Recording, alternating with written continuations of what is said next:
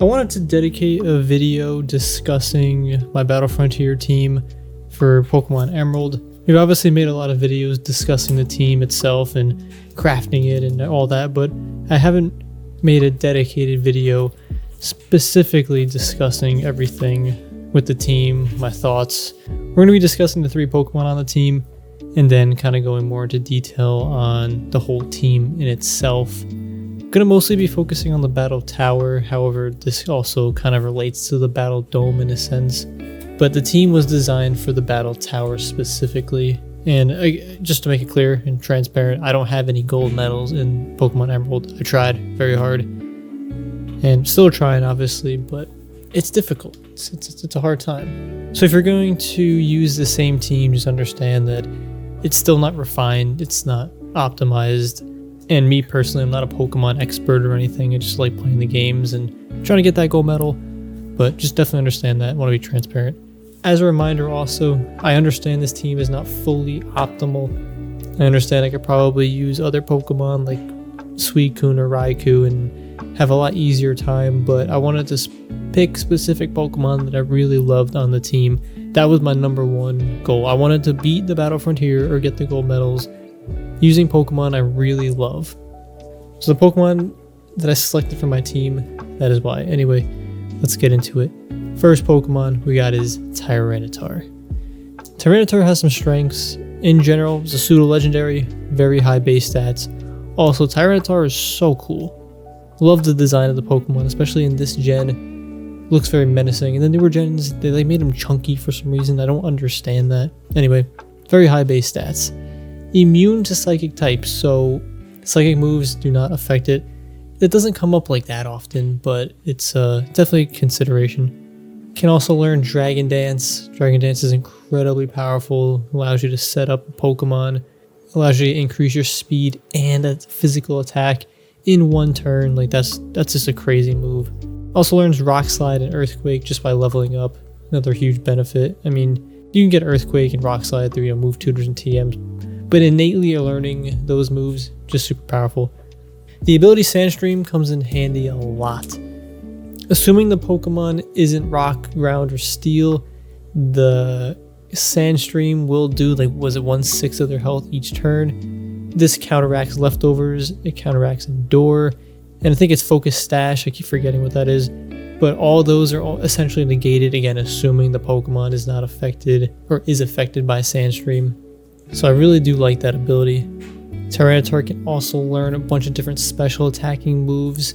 So I have one Tyranitar that's got Ice Beam, Thunderbolt, Flamethrower, I think Crunch too, but just a whole bunch of different variety of moves, which is really cool. The special attack is, the base special attack is a lot lower than the physical attack, however it's still pretty high. Definitely not something to scoff at. In general, you can build Tyranitar in a lot of different ways. Just noting some good moves that Tyranitar can have. Got Rock Slide, Earthquake, Hyper Beam. Got Crunch, Ice Beam, Flamethrower, Counter, Thunderbolt, Brick Break, Aerial Ace, Thunder Wave, Rest, Dragon Dance, Substitute, Curse. Just overall powerful moves. You can combine these and get a really solid Pokemon to use for the team, for your team. But yeah, this obviously isn't inclusive of everything, but just some ones I wanted to note. Again, you can build Tyranitar in a whole bunch of different ways. Just noting 3 ways down below, which is actually 3 Tyranitars that I kind of have. One's a Modest Nature, probably a less common one. You can add some of these special attacking moves up here and make a really powerful special attacking Tyranitar. You can get a whole lot of coverage with super effective moves just by adding those. Did also forget some items. The items are pretty versatile, but I think typically I've been using Lumberries. That seems to be quite effective, but Quick Claw could also be good. Choice Band, if you're going physical attacking, there's a whole bunch of different options with Tyranitar depending on the build you're going to be going. Another build, you can go beefy with Dragon Dance. So Tyranitar does have some built-in tankiness, again a lot of high base stats. So you can use that to your advantage and then set up with multiple Dragon Dances with your Sandstream too, taking away your opponent. Not as common, but definitely a way you could build. Lastly, is probably the more common way is the Fast Sweeper. So you're going to be looking to set up a bunch of Dragon Dances on Tyranitar and just having a really powerful physical attacking Pokemon. Probably more common, and this is the one that I've been using the most. But again, there's a whole bunch of different ways you can build Tyranitar. So there are some weaknesses. There are a lot of water type Pokemon in the Battle Frontier, and especially a lot of water type moves. Tyranitar is weak to water 2 times, so not the best.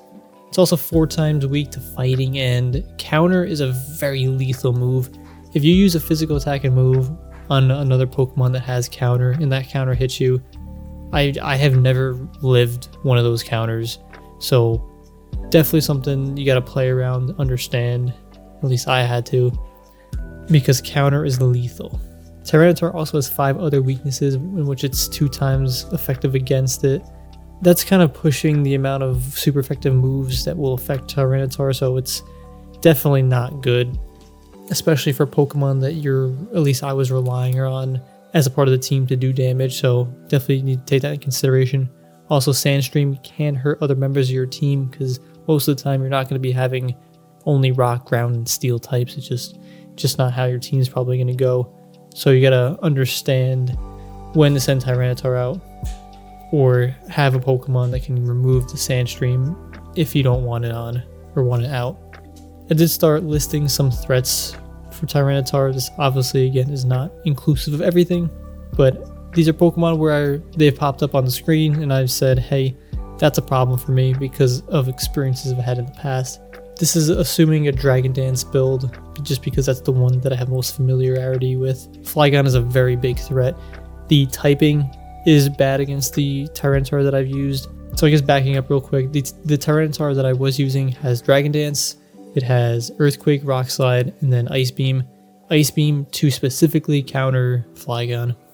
So Flygon's got good typing against Tyranitar, has Levitate, Earthquake, high speed, and damage. So everything here makes Tyranitar pretty bad, but if you have Ice Beam, the Flygon doesn't become a problem really anymore because Ice Beam is 4 times super effective against this.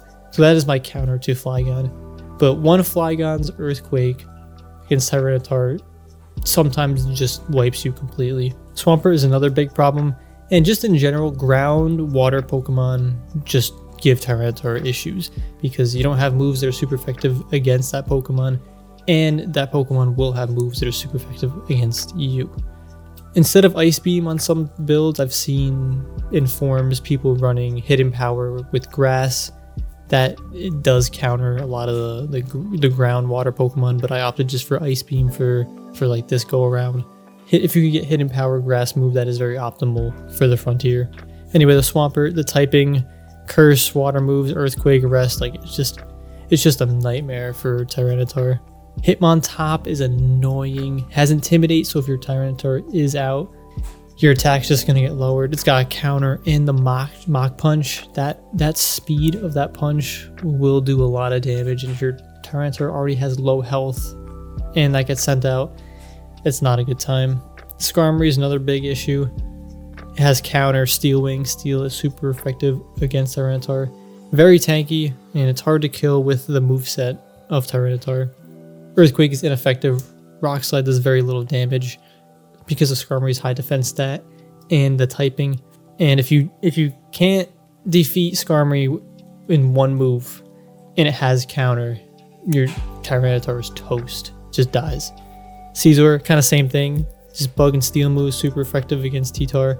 And sometimes the Caesars have counter. Big issue. Milotic and similar Pokemon like Kingdra, I mean, they're water Pokemon. They're somewhat tanky too, like they can absorb some damage. But yeah, Hydro Pump one-shots basically Tyranitar. And those Pokemon will have Surf too, so just an issue. Sandslash actually is kind of an issue as well. The ability Sandslash has allows it to get faster within a sandstorm, so it will almost always outspeed you. I mean, yeah, if you have 6 Dragon Dances set up, you will outspeed it, but it's just something to consider. It does get very fast. Moveset, it's got Earthquake and Dig. It does do a lot of damage. Snorlax, I noted here, it's not like I would say a big threat, but it's incredibly annoying to deal with, especially if it gets Curse set up and it does Rest. Typically the Snorlax will run Earthquake, and it's got a couple curses set up. You're not going to be able to kill it too quickly, and that Earthquake will typically one-shot you. So, not all the threats, but a lot of them, and just issues that I've encountered with the Tyranitar builds that I've had along with the moveset. Okay, let's move on to Steelix. I love Steelix. So Steelix has some strengths. It's immune to poison and electric, so 2 types already, completely useless against it. And it's also resistant to 9 different types. Crazy. It really only has 4 weaknesses, so it has fighting, ground, fire, and water. However, Steelix's base defense stat is so high that essentially it only has 2 weaknesses, which are fire and water. Pokemon is incredibly tanky, and it's a great one to lead with because the probability that the opponent has a Pokemon or moves that are super effective against it are quite low. But again, due to like Earthquake and Surf just being very dominant and popular moves in the Frontier, typically a Pokemon will have one of those against you. Some of the good moves Steelix can learn, we got Double Edge, Roar, Toxic, Protect, Earthquake, Rock Slide, Explosion, Double Team, Mud Slap, Torment, Rest, and Attract. Some items, Choice Band if you're going to go very offensive build, or Chesto Berry or Bright Powder I found to be kind of good items if you're going more tanky. So I do have 2 Steelixes, and I don't really see other ways of building Steelix, however it's definitely possible. One way is a sweeper, so you're going to give it the powerful physical attacking moves like Earthquake, Rock Slide, Explosion, and you're going to back that up with like a Choice Band. It does do a lot of damage. The other build is more tanky, so you're gonna abuse its tankiness and work with that, and give Steelix some moves, and as well as training it to be able to absorb a lot of damage. The Steelix that I mostly focused on was more of like the setup tank. So we got things like Roar and Protect that can roar away at opponent's Pokemon if they're setting up, and also that gives me some information as to what their team is. Protect also allows me to get some information on the moveset of the other Pokemon.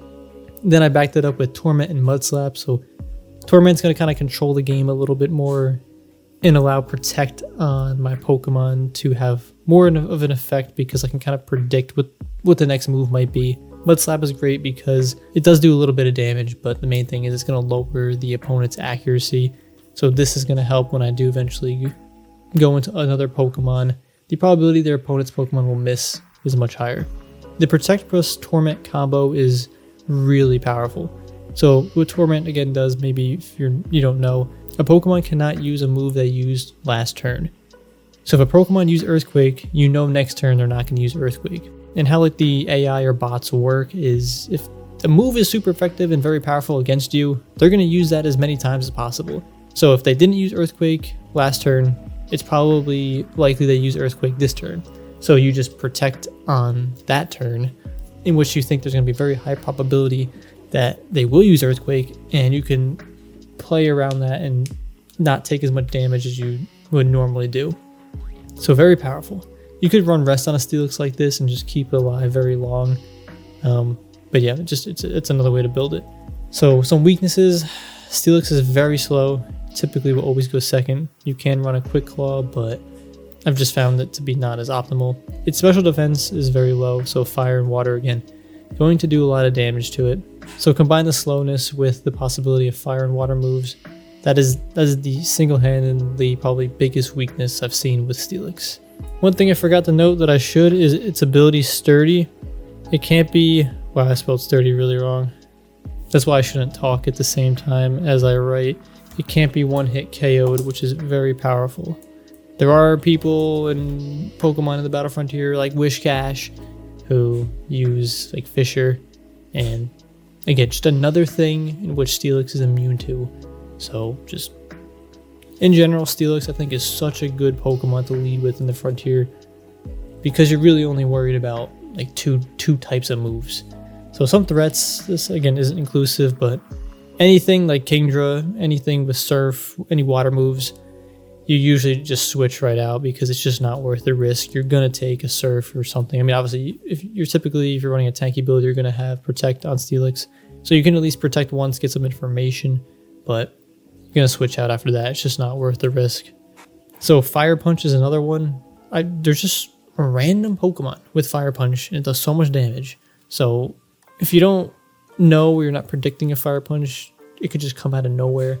Even like Fire Blast too, like Aggron runs Fire Blast sometimes, and it'll just do so much damage to Steelix. So you got to be cautious with that. Again, not too many other threats I have here. There are other ones, but again, this is fire and water moves. If you're predicting it, that's the biggest threat. Lastly, we got Dusclops. Dusclops is such a great stalling Pokemon. Dusclops is innately very tanky. It also has the ability Pressure, so it's going to lower the opponent's PP very quickly. Pressure plus Protect, just a great combination. Dusclops is also immune to fighting and normal moves, and sometimes Dusclops can solo an entire team. It will do it very slowly based on the build that I have, but it has done that before. Because if the opponent doesn't have an answer or a quick enough way of defeating Dusclops, it's over. So some moves, we got like Toxic, Protect, Will-O-Wisp, Nightshade, Seismic Toss, Rest, Counter, Flash, Torment, Attract, Thief, Double Team. So kind of, at least here, I got moves that are more of like a tanky supporting role.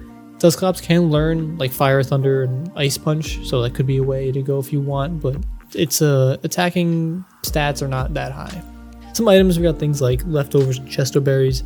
So the only build that I have and have experience with, and I think is probably recommended, is to be a very beefy staller.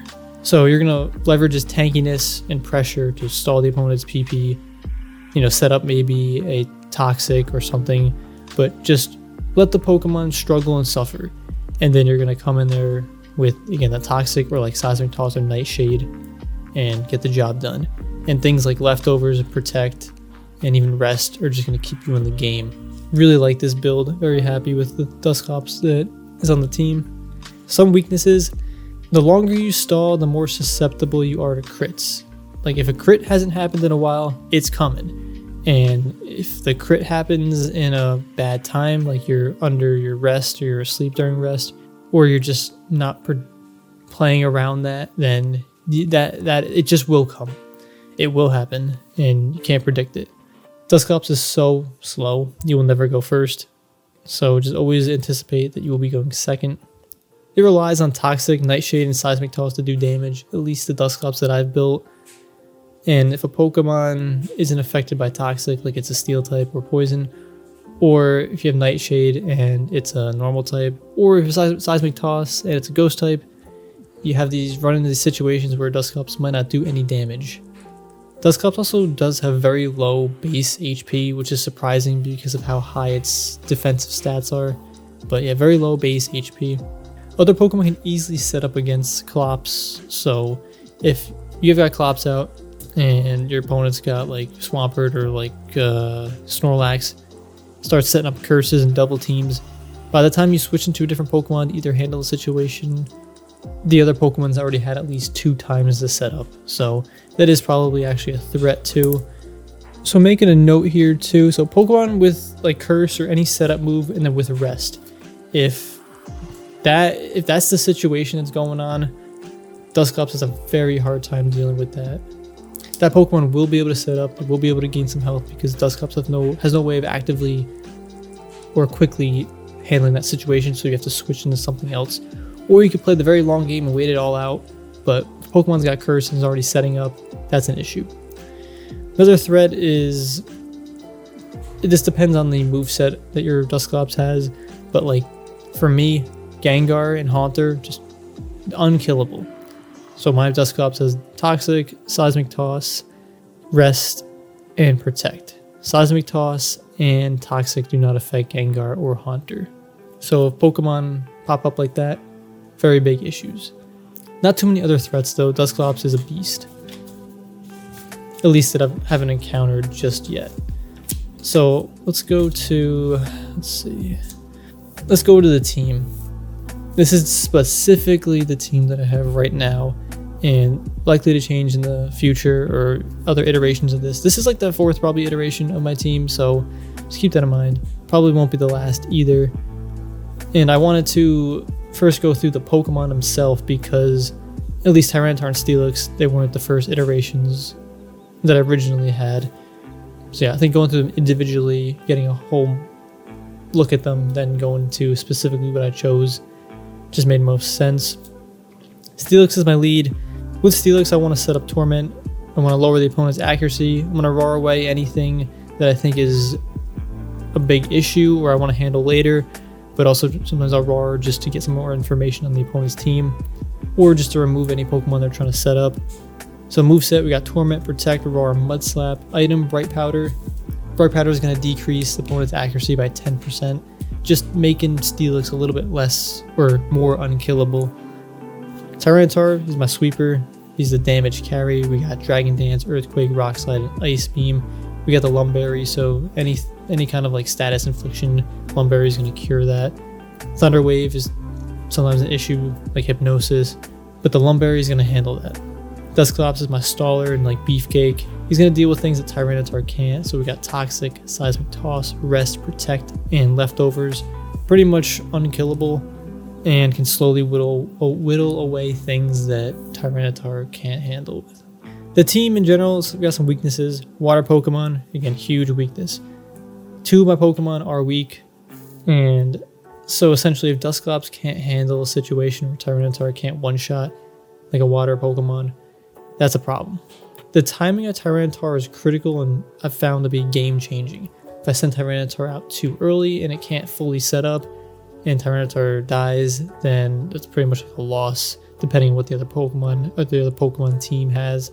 If Tyranitar is out too early too, Sandstream is going to really mess up Dusclops if I need to rely on Dusclops to take out some other Pokemon and I don't have that full information yet on what the team is. If I send Tyranitar out too late, then maybe I can't set up again either because the Pokemon I'm versing isn't going to allow Tyranitar to set up. A whole bunch of decision making here with when Tyranitar should go out against which team, and I've just found it to be really critical and a very hard decision at times. Sandstream does hurt Dusclops, not very good. It's fine for Steelix, but does hurt Dusclops. The Leftovers does counteract the Sandstream, but it definitely doesn't help Dusclops either though. The team is pretty reliant on Tyranitar to sweep, so if there's like a lucky crit or a quick claw or something that defeats Tyranitar, then now I'm relying on Dusclops to do all the rest of the work, which again, Toxic and Seismic Toss do have its limitations. Steelix cannot really defeat anything. I mean, yeah, we can go to like a struggle battle, but you don't want to do that every single time, and I don't think that's like the game plan. Tyranitar is the main way we're doing damage. And the team just in general struggles with steel and water ground types. And what I mean by steel, I guess I mostly mean Skarmory, Caesar, like Fortress is really annoying too. They're just, the moveset on this team can't really handle them that well.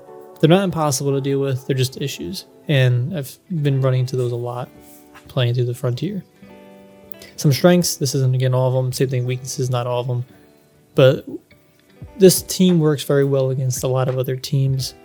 There are situations where we do encounter issues, but Rock Slide, Earthquake combo handles a lot of different things. And if, again, T-Tar can't handle something, Dusclops can pick up that slack. Dusclops is also immune to fighting, so Steelix and Tyranitar are super effective against that. But if we're predicting a fighting move, we can just switch into Dusclops and no damage will get taken, and because of pressure, that PP should go down even quicker. Most important, strength. These are some of my favorite Pokemon, so love having them on the team, love seeing them in battle, and working towards a gold medal with them. Some general threats for the team, kind of getting back to the weaknesses too. Skarmory, typing, counter, steel type, can't toxic it, just an issue. I guess things like Swampert, Wishcash, and Quagmire. The typing, Surf, Earthquake, issues. Caesar, same thing, just Skarmory, typing. Milotic, Kingdra, just water moves in general, just give the team problems. Typically there's a water Pokemon, just switch right into Dusclops, and there's some teams too where like they have like 2 or 3 water types and it's like, bro. So this is just a general strategy of the team. I lead with Steelix, and then these are kind of some decisions that go on as I'm playing. So when Steelix is out, initially, some questions I ask myself are, does the Pokemon have a water or fire move? Whether they do or not, I'm going to use Protect and get some information, because typically the opponent will use the most powerful move first. Not all the time, but typically.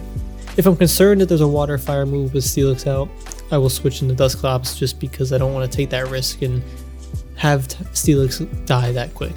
If I'm not concerned with the moves the Pokemon has, I'm going to use Raw or Torment. RAR if I want to prevent the Pokemon from setting up if they've already begun to do so, or RAR just to get some more information on what their other Pokemon's team might have, or if I know that Tyranitar can't set up on a certain Pokemon, like let's say it's Flygon or something. If I RAR that away and then something else comes out like a Delcatty or something, I know that Tyranitar could probably set up easier. I'm going to use Torment if I want that other Pokemon to stay in, and I'm going to want to start like messing with it and getting it primed for either Dusclops or Tyranitar. But yeah, if I get the Torment off, then I'm going to use Protect and Mud Slap to kind of control the game a little bit. Lower the accuracy, but also protect it from predicting one of the more powerful moves. If I do RAR away a Pokemon, then I'm kind of going to start from the back in the beginning here and go down the same decision tree. Like, hey, can we do this? Can we do that? Can the Steelix need to get switched out? Can Tyranitar set up? Same decisions or same questions. And just going to kind of go through that funnel. If there's a water Pokemon or water moves, Dusclops will be out, and that he essentially has to handle that. So when there's a water Pokemon out, I'd use Dusclops, use a lot of Protect, and allow the pressure to work along with the rest. The main goal with Dusclops though is just to really waste the other Pokemon's moves and don't do anything risky. It really helps when Dusclops is out if Steelix had Torment up. However, that's not always possible depending on the situation, because Torment with Protect with leftovers is lethal. Like, that is such a strong combo with pressure, so strong. With the team in general, I can abuse the typings of Dusclops, Steelix, and Tyranitar by switching in and out. So again, Dusclops can't be affected by fighting or normal types. Steelix can't be affected by poison or electric types. And I mean, sometimes normal types too, like it's going to do no damage. It's like super resistant. And then Tyranitar can't be affected by Psychic, but more Dusclops and Steelix in this situation. So we can switch in and out for predicting certain moves, and we know something's coming. We can really waste our opponent's moves that way. We do have to be careful though when Sandstream is out, because Dusclops will be affected. So that's again why Tyranitar's timing is very critical. So really only send out Tyranitar when I'm confident that we can set up Dragon Dances to either sweep the entire opposing team, or Tyranitar just has to get sent out because something bad is happening and we really need to get like an Earthquake or like a Rock Slide off. One thing to note is we need to one-shot counter users. I've lost so many games sending out Tyranitar and using maybe a couple Dragon Dances, but not fully setting up enough to do enough damage to one-shot, like a Skarmory or something. Skarmory uses counter, Tyranitar dies, and now the only thing the team can do to handle this, let's say the Skarmory, is to use Seismic Toss, the only move, or struggle. Because again, Mud Slap is not going to affect Skarmory with the obviously because it's flying. So yeah, really only sending out Tyranitar when we know the situation's under control, the opponent's moves are either gone, like all the powerful ones that might affect Tyranitar, or there are just no very powerful moves that will hurt Tyranitar. Like I have full information on the moveset. So I mean, typically we'll go Steelix. Ideal situation, go Steelix. The other Pokemon is something cheeky that we can set up against. So go Steelix, Torment it, Protect it, use Mud Slaps, get its accuracy down really low. Eventually we will learn the 4 moves of that Pokemon. And if there are moves in which I think will hurt Tyranitar, I will send out Dusclops to keep whittling away that PP. If there are no moves that are effective, we'll just go right into Tyranitar and then just start Dragon Dancing. Again, if there are, Dusclops, use Protect, control the game. Don't take any risks. I don't care if the game lasts a half hour, because I want my win rate to be, it has to be 100% to get to those higher rounds. That's one thing that I had to accept, is that some games will literally be like a half hour. You just gotta play through them. You gotta suffer, because you can't cut corners by speeding up certain things or certain games or matches. Your goal is to win 100% of the time and get to like 70 wins or something like that. I think in the Battle Tower, in the Dome, it's 39 wins, and Battle Tower it's 70. Yeah. So there's 70. Can't see down there. But yeah, don't need to speed run it. Just you gotta get a team that can handle everything all the time. And again, there are some weaknesses in the team. There are things I'm still learning, but this is what I've developed over the last maybe probably year or so. But yeah, obviously still have some stuff to learn with the team, but getting some information on paper, getting the thoughts, getting the strategy, and just gotta execute it. But again, still no gold medals. It's tough. But I'm doing it with my favorite Pokemon, and it's enjoyable. So that is the team. That is the strategy. Those are the Pokemon. And this is the adventure. If you haven't already though, we got a whole bunch of videos me using this team and other iterations or previous iterations of the team. We got those failures and successes all documented. Anyway though, hopefully you're enjoying your Pokemon adventures, everybody. Take care, and I'll see you in some other videos on the channel.